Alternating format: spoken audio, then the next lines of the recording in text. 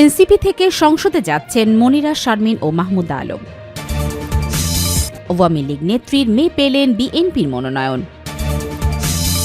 সাকিবকে ফিরিয়ে তৃতীয় ওয়ানডের জন্য দল ঘোষণা করল বিসিবি।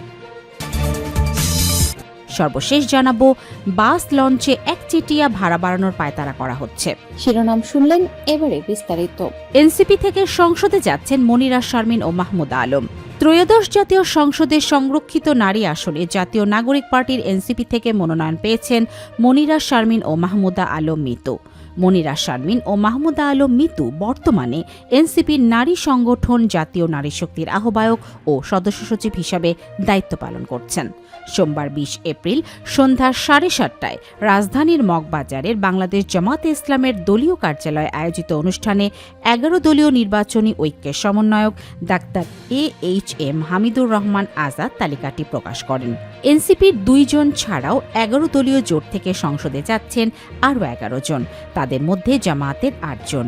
তারা হলেন নুরুন্নেসা সিদ্দিকা, সেক্রেটারি কেন্দ্রীয় মহিলা বিভাগ; মার্জিয়া বেগম, সহকারী সেক্রেটারি কেন্দ্রীয় মহিলা বিভাগ; অ্যাডভোকেট সাবিকুর নাহার মুন্নি, আইন ও মানব সম্পদ বিভাগীয় সেক্রেটারি; নাজমুন নাহার নীলু, প্রচার ও সাহিত্য সংস্কৃতি বিভাগীয় সেক্রেটারি; অধ্যাপক মাহফুজা হান্নান, কেন্দ্রীয় ইউনিট সদস্য ও সাবেক সেক্রেটারি; সিলেট মহানগরী সাজেদা সামাদ, কেন্দ্রীয় মজলিসে শুরা সদস্য ও বগুড়া অঞ্চল পরিচালিকা; শামসুন্নাহার বেগম, কেন্দ্রীয় মজলিসের শুরা সদস্য ও সেক্রেটারি, চট্টগ্রাম উত্তর জেলা; ইঞ্জিনিয়ার মার্দিয়া মমতাজ, কেন্দ্রীয় কমিটি সদস্য, নারী অধিকার আন্দোলন বাংলাদেশ জামাতে ইসলামী।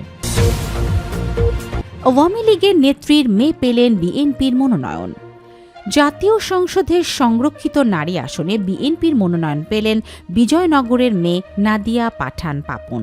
তাকে অভিনন্দন জানিয়ে স্থানীয় এক আওয়ামী লীগ কার্যক্রম নিষিদ্ধ ঘোষিত নেতার ফেসবুক স্ট্যাটাসের পর বিষয়টি সামাজিক যোগাযোগ মাধ্যমে আলোচনায় এসেছে। সোমবার ২০ এপ্রিল বিএনপির কেন্দ্রীয় কার্যালয় থেকে সংরক্ষিত নারী আসনের মনোনীত ৩৬ জনের তালিকায় তার নাম প্রকাশিত হয়। তালিকায় নাদিয়ার নাম রয়েছে ৩২ নম্বরে। নাদিয়া পাঠান পাপন উপজেলার চান্দুয়া গ্রামের মরহুম আনোয়ার হোসেন ও জেলা পরিষদের সাবেক সদস্য ও বিজয়নগর উপজেলা মহিলা আওয়ামী লীগের সাবেক সভাপতি সৈয়দা নাকলু আক্তারের মেয়ে। নাদিয়া পাঠান পাপন বিজয়নগর উপজেলার দাউদপুর উচ্চ বিদ্যালয় থেকে এসএসসি, কাজী মোহাম্মদ শফিকুল ইসলাম কলেজ থেকে এইচএসসি পাশ করে ঢাকা বদরুন্নেসা সরকারি মহিলা কলেজ থেকে উচ্চশিক্ষা লাভ করেন। সাকিবকে ফিরিয়ে তৃতীয় ওয়ানডের জন্য দল ঘোষণা করল বিসিবি।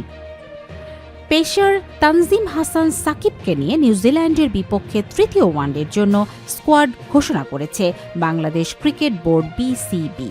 ১৬ সদস্যের স্কোয়াডে যুক্ত হয়েছেন তানজিম হাসান সাকিব। তবে আগের ২ ওয়ানডের স্কোয়াড থেকে বাদ পড়েননি কেউ। আগামী বৃহস্পতিবার তৃতীয় ও শেষ ম্যাচের জন্য ২৩ বছর বয়সী এই পেসারকে দলে ফেরানো হলো। আবুধাবিতে গত বছরের অক্টোবরে বাংলাদেশের হয়ে সর্বশেষ ওয়ানডে খেলেন তানজিম। বিপিএলের পরপরই পিঠের ইনজুরিতে পড়েন তানজিম। পিঠের চোট থেকে সেরে না ওঠায় গত মাসে অনুষ্ঠিত পাকিস্তানের বিপক্ষে ওয়ানডে সিরিজে দলে ছিলেন তানজিম। নিউজিল্যান্ডের বিপক্ষে প্রথম ২ ওয়ানডেতেও তার জায়গা হয়নি। চট্টগ্রামের বীরশ্রেষ্ঠ flight lieutenant Motiur Rahman cricket স্টেডিয়ামে অনুষ্ঠিত হবে তৃতীয় ওয়ানডে। ম্যাচটি হবে বেলা ১১টা থেকে। বাস লঞ্চে একচেটিয়া ভাড়া বাড়ানোর পায়তারা করা হচ্ছে। বাস ও লঞ্চের ভাড়া সমন্বয়ের উদ্যোগের মধ্যেই প্রভাবশালী মালিক সমিতিগুলো একচেটিয়াভাবে ভাড়া বাড়ানোর পায়তারা করছে বলে অভিযোগ তুলেছেন বাংলাদেশ যাত্রী কল্যাণ সমিতির মহাসচিব মোজাম্মেল হক চৌধুরী। সোমবার ২০ এপ্রিল বিকেলে রাজধানীর ঢাকা রিপোর্টার্স ইউনিটে যাত্রীদের দর কষাকষি বাদ দিয়ে বাস ও লঞ্চ মালিক সমিতি কর্তৃক একচেটিয়া ভাড়া বৃদ্ধির পায়তারার প্রতিবাদে আয়োজিত জরুরি সংবাদ সম্মেলনে এই অভিযোগ করেন তিনি। মোজাম্মেল হক চৌধুরী বলেন, জ্বালানি তেলের দাম বাড়লে পরিবহন ভাড়া বাড়তে পারে, এটাই স্বাভাবিক। কিন্তু বাস ও লঞ্চ মালিক সমিতি সরকারের কিছু কর্মকর্তাদের ম্যানেজ করে যাত্রী সাধারণের প্রতিনিধিত্ব বা দর কষাকষি বাদ দিয়ে একচেটিয়া ভাড়া নির্ধারণের পায়তারা চালাচ্ছে। জনস্বার্থে ভাড়া নির্ধারণে কেন লুকোচুরি করা হবে, কেন মিডিয়া থেকে গোপন করা হবে?